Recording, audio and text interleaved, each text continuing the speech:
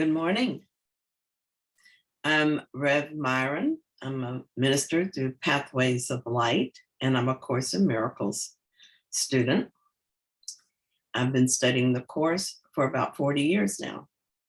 And for the last several years, I have been going through the lessons because I love the lessons.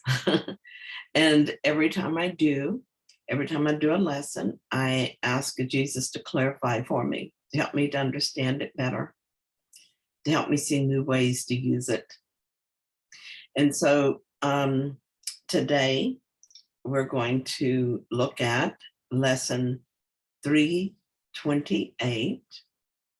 I choose the second place to gain the first. And so I'll read the lesson first. What seems to be the second place is first. For all things we perceive are upside down until we listen to the voice for God. It seems that we will gain autonomy, but by our striving to be separate, and that our independence from the rest of God's creation is a way in which salvation is obtained. Yet all we find is sickness, suffering, loss, and death. This is not what our Father wills for us, nor is there any second to his will. To join with his is but to find our own. And since our will is his, it is to him that we must go to recognize our will. There is no will but yours, and I am glad that nothing I imagine contradicts what you would have me be. It is your will that I be wholly safe, eternally at peace, and happily I share that will with you, my Father gave as part of me. This lesson is about our choice to see ourselves as separate from each other and from God. We chose this experience thinking it would gain us autonomy, and that autonomy was something of value. It appeared to us that in separation, we would become first, that is, our own creator. However, our strategy backfired on us. God was whole, and now we have abandoned him. He is no longer whole. Thus, in choosing to be separate, it appeared to us that we had undone God. All of this is occurring only in our minds, since, of course, we cannot overcome God. What we discovered is that we gained only what is not God. That is, we gained suffering, sickness, and death. Perhaps as I have, you now realize that this experiment is not working according to plan, and that we have not gained, but only lost. Not to worry, though, as it tells us in chapter 3, much has been seen since then, but nothing has really happened. And yet the question remains, how is it that choosing the second gains us a first? The answer to that is simple.